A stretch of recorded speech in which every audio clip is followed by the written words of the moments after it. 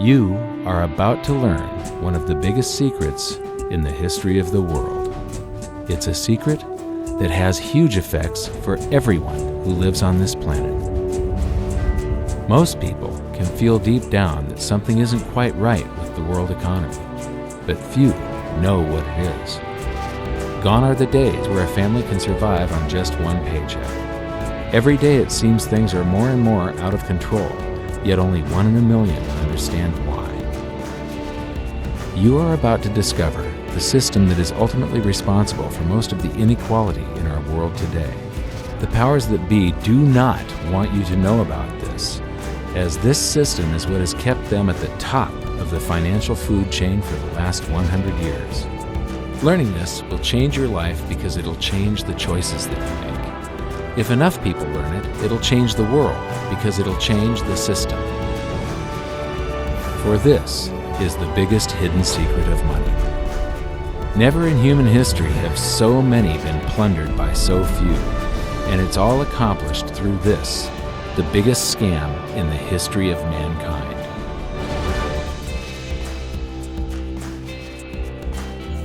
They say that money doesn't grow on trees, but the truth is that the modern banking system creates currency far faster than trees can grow. Most people don't have a clue how currency is created. Economists and bankers make it sound so complex that people think they can't understand it. But I'm going to strip our monetary system down to its essence so that you can see the scam behind the curtain and just how it affects you. Every modern society creates currency in pretty much the same way. But since the US dollar is the majority of the world's currency, I'm going to use the United States as our example. It all starts when some politician says, "Vote for me and I'll make sure the government provides you more free stuff than my opponent will." But there's no such thing as a free lunch. So to provide that supposedly free stuff, the politicians vote for the country to spend more than its income. This is called deficit spending.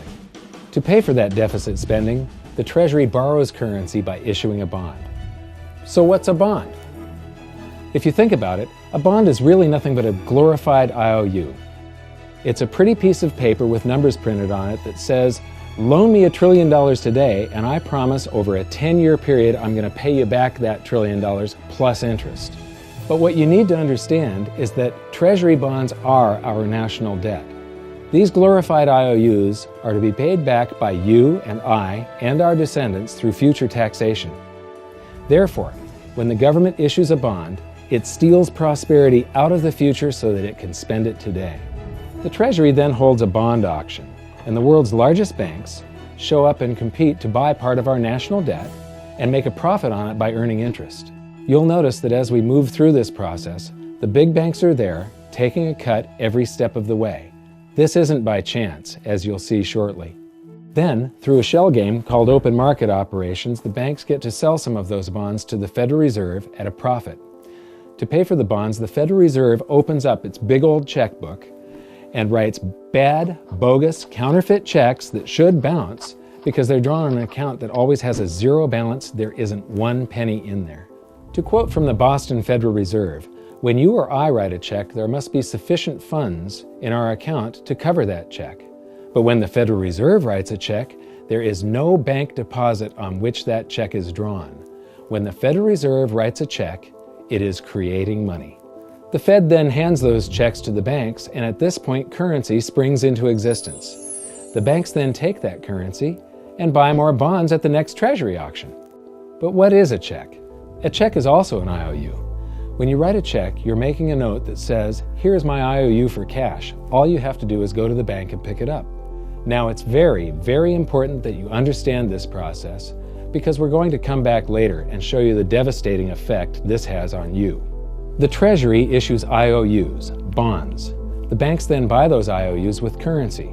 The Federal Reserve then writes IOUs, checks, and hands them to the banks in exchange for the Treasury's IOUs, the bonds.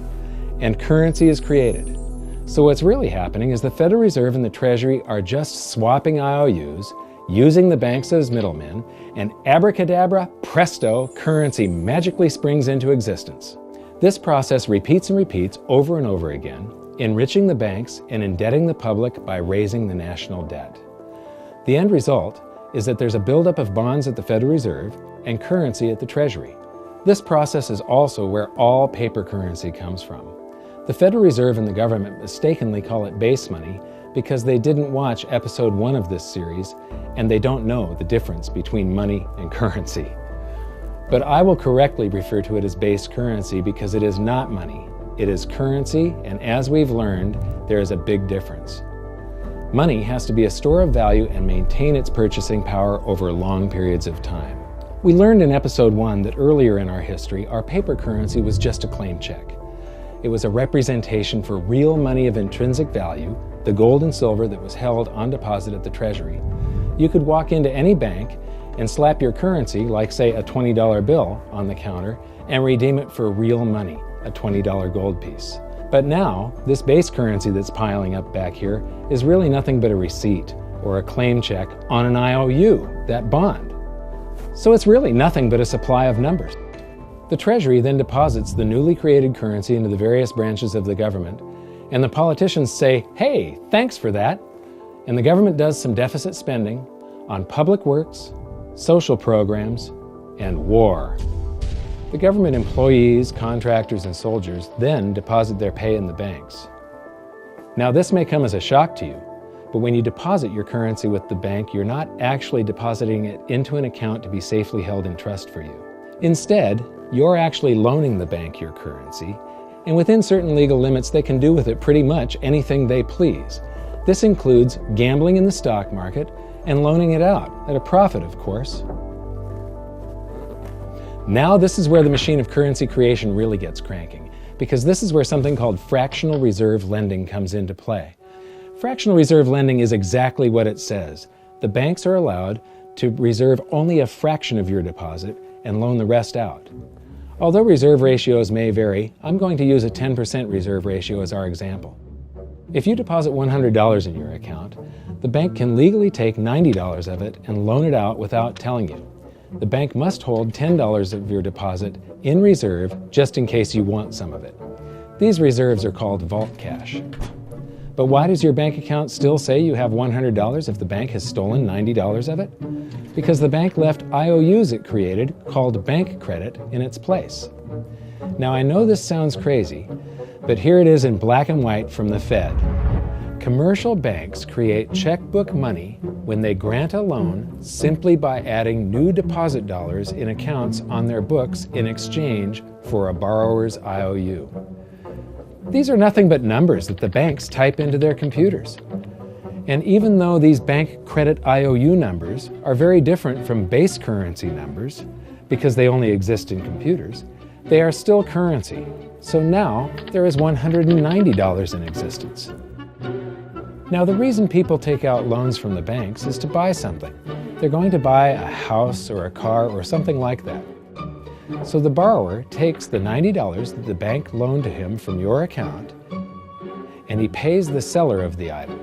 But then the seller deposits that currency into his account and his bank loans out 90% of that and leaves bank credit numbers in its place. So now there's $271 in existence. This process repeats and repeats until under a 10% reserve ratio, an initial deposit of just $100 can create up to $1,000 of bank credit, all backed by $100 of vault cash, just 10%.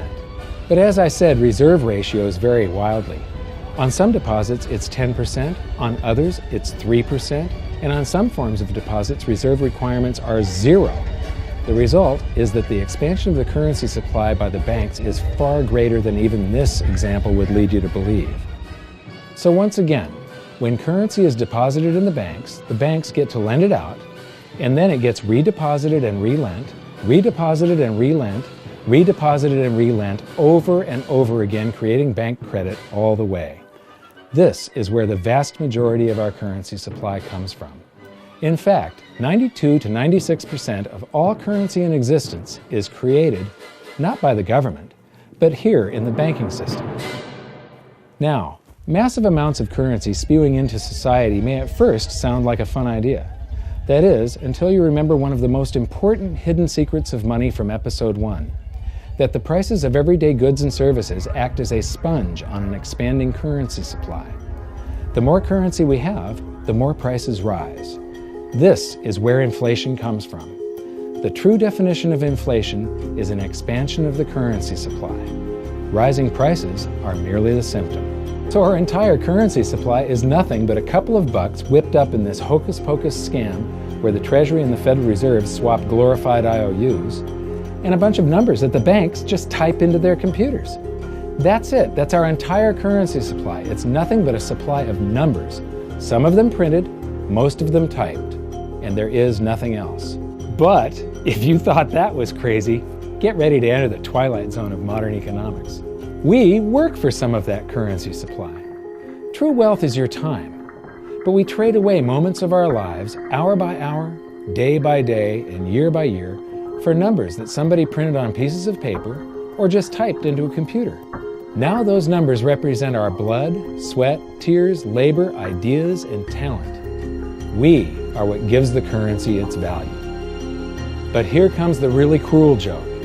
We work hard so that we can save some of that currency, so that we can pay the tax collector. In the United States, it's known as the IRS. They then turn it over to the Treasury so that the Treasury can pay the principal plus interest on that bond that the Federal Reserve bought with a check drawn on an account that has nothing in it. Now let's do a recap on this section, because this is where the system begins to rob you and I on a massive scale. Much of our taxes are not used for schools, roads, and public services, but to pay interest on bonds that the Federal Reserve bought with a check drawn on an account that has nothing in it. The Federal Reserve is committing fraud. But here's one of the biggest secrets of them all. Before the establishment of the Federal Reserve, there was no need for personal income tax. The Federal Reserve was created in 1913, and that very same year, the Constitution was amended to allow income tax. Do you really think this was just a coincidence? Ask yourself how much income tax you've paid over your lifetime. Much of it has been silently siphoned away into the hands of those who own the system. Yes, this system has owners. Who they are is an even bigger secret that we'll get to shortly. But first, we need to understand the mumbo-jumbo of the so-called debt ceiling. It's all based on a huge paradox. There was interest due on that bond, and there was interest due on every one of those loans that the banks made. That means that there is interest due on every dollar in existence. Let me ask you something. If you borrow the very first dollar into existence, and that's the only dollar that exists on the planet, but you promise to pay it back plus another dollar's worth of interest, where do you get the second dollar to pay the interest? The answer is that you have to borrow that one into existence and promise to pay it back with interest as well. So now there are $2 in existence, but you owe $4, and so on and so on. The result is there's never enough currency to pay the debt. There is always more debt in the system than there is currency in existence to pay the debt. Therefore, the whole system is impossible. It is finite. It will come to an end one day. What would happen if the government stopped borrowing to do deficit spending? Are the payments on those treasury bonds going to stop? What would happen if the public stopped borrowing and going deeper into debt? Are your house and car payments going to stop? No. There is a payment due every month on the principal plus the interest on every dollar in existence, and those payments do not stop.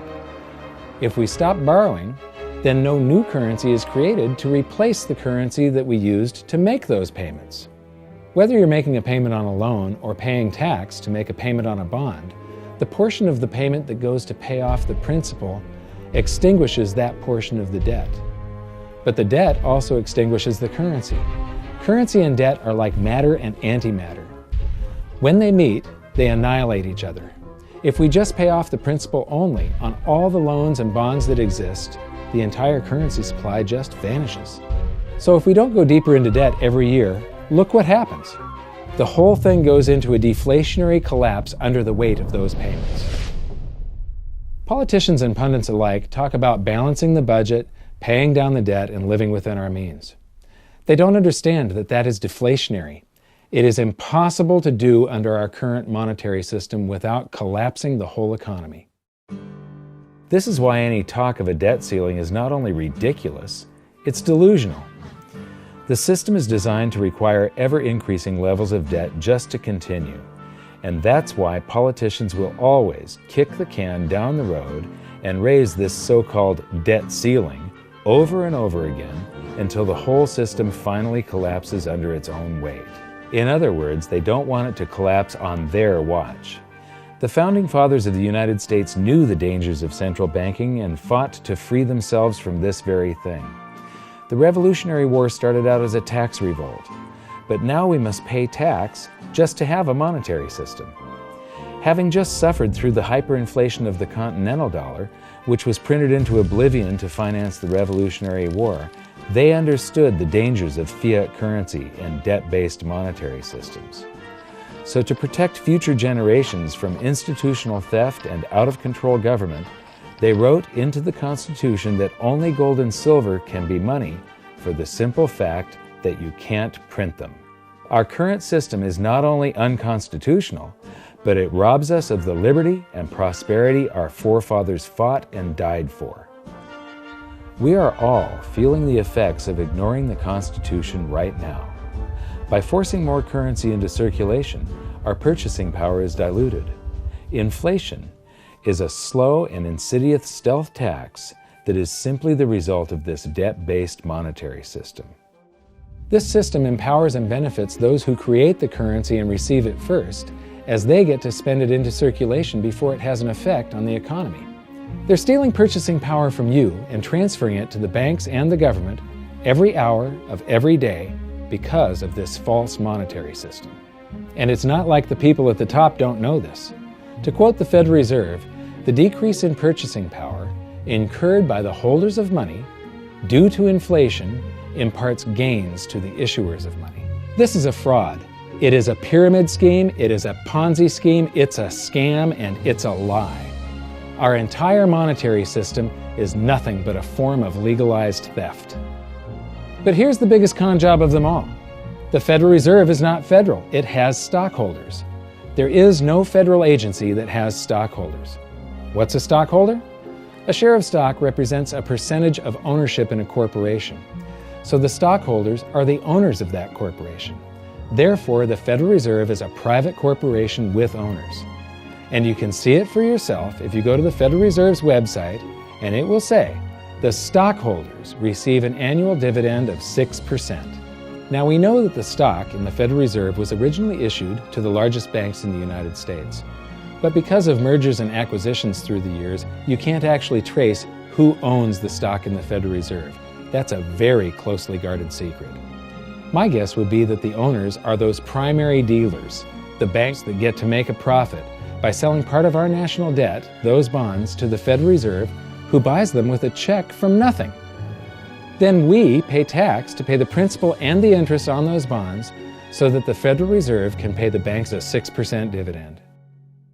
Don't be alarmed if you don't quite comprehend the deception of this system at first glance. Very few people do. It is purposely complex. The economist John Maynard Keynes once wrote, "By this means, government may secretly and unobserved confiscate the wealth of the people, and not one man in a million will detect the theft." I believe that presented correctly, anyone can understand this system, regardless of how complex it is. So let's do a recap and break it down even more. The way the system works is that, step 1, the government creates glorified IOUs. These bonds increase our national debt and put the public on the hook to pay it back. Step 2, IOUs are swapped to create currency. The Treasury sells the bonds to the banks. The banks then turn around and sell our national debt at a profit to the Federal Reserve, which they probably own. The Federal Reserve then opens its checkbook that doesn't have a penny in it and buys those IOUs with IOUs that it writes, checks, on a checking account that has a zero balance. Then they give those checks to the banks and currency just springs into existence, and then the whole process repeats. This results in a buildup of bonds at the Federal Reserve and currency at the Treasury, which is really just a supply of numbers. The Treasury then deposits the numbers in the various branches of the government, and we get to step 3. The government spends the numbers on promises, public works, social programs, and war. Then the government employees, contractors, and soldiers deposit their pay into the banks. And we get to step 4, where the banks multiply the numbers by magically inventing more IOUs through fractional reserve lending, where they steal a portion of everyone's deposit and lend it out. That currency gets redeposited, and then a portion is stolen again. And the process repeats over and over, magnifying the currency supply exponentially. Then we work for some of those numbers, which brings us to step 5, where our numbers are taxed. We pay tax to the IRS, who then turns our numbers over to the Treasury, so the Treasury can pay the principal plus the interest on bonds that were purchased by the Federal Reserve with a check from nothing. Then we get to step 6, the debt ceiling delusion. The system is designed to require ever-increasing levels of debt and will eventually collapse under its own weight because politicians always kick the can down the road. They don't want it to collapse on their watch. And finally, step 7, the secret owners take their cut. The world's largest banks own the Federal Reserve. Those banks make a profit selling our national debt to the Fed. They make a profit when the Fed pays them interest on the reserves held at the Fed, and the Fed pays them a 6% dividend on their ownership of the Fed. This system is fundamentally evil. It funnels wealth from the working population to the government and the banking sector. It is the cause of the artificial booms and busts of modern economies, and it causes great disparity of wealth between the rich and the working class. And it is only possible because we no longer use real money, we use currency. But worst of all, it is a form of enslavement. Bond is the root word of bondage. Whenever a government issues a bond, it is a promise to make us pay tax in the future. Nobody asked you if you wanted to pay tax today for the prosperity we all enjoyed in the last century. Nobody is asking our children if they want to work hard in the future to pay for the prosperity we're enjoying now. George Washington once wrote to James Madison, "No generation has the right to contract debts greater than can be paid off during the course of its own existence." By stealing prosperity from tomorrow so we can spend it today, we enslave ourselves and future generations. Now this all sounds pretty bad, but there is great hope, for you are the greatest threat to this false monetary system. This system relies on the public being ignorant of its workings. Please share this knowledge with everyone you know, because an informed public that fully understands the system can build a better future for generations to come. And now I leave you with this quote, widely attributed to a former director of the Bank of England. The modern banking system manufactures money out of nothing. The process is perhaps the most astounding piece of sleight of hand that was ever invented. Banking was conceived in inequity and born in sin. Bankers own the earth.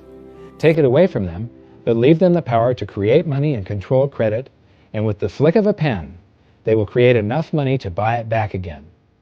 But if you want to continue as the slaves of bankers and pay the cost of your own slavery, let them continue to create money and to control credit. This is the Federal Reserve in Washington, D.C. It's located on Constitution Street, and that is just as much of a joke as the New York Fed being located on Liberty Street. Both of them are unconstitutional, both of them limit our liberty, and they transfer wealth away from us every second of every day to the Federal Reserve, to the government, and to the banking sector. You are now among the 1 in a million who can detect the theft of your prosperity. So the big question is, what can you do about it? 1. Watch this video until you can describe and teach it to others.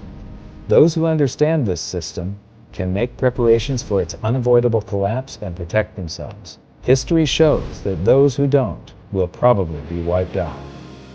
2. Share this video with everyone, especially those you care about. All it takes is a mouse click or two to get this message in front of millions. Post this video on Facebook, tweet it, email it to loved ones. Please share it wherever you can. 3. Join the conversation. The current world monetary system is based on a 300-year-old design meant to enrich a few at the expense of the many. There must be a better way. At hiddensecretsofmoney.com, we've created an open-source platform for the design and development of a new world monetary system. We're calling on every economist, every student, every college, every bright mind, and anyone who cares to join the discussion. In educating ourselves and each other, we can prevent the further loss of our freedoms and maybe, just maybe, win some of them back.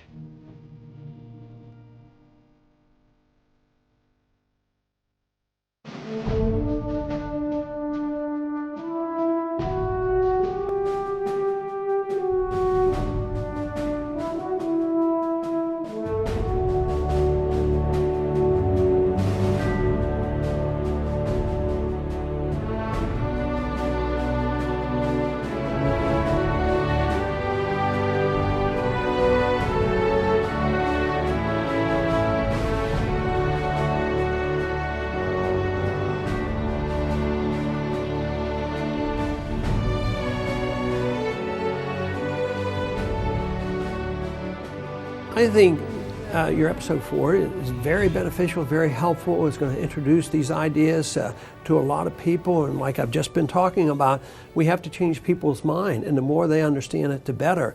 And I think we're at this point now where more people in the last several years, 4 or 5 years, have thought about the Fed than they ever have in the previous 95 years. So I think an explanation and diagrams to show it is very helpful, because quite frankly, they're not going to get it in their grade school. They're not going to get it in their high schools. They're not going to get it in college unless they're in a very rare circumstance to understand how this works.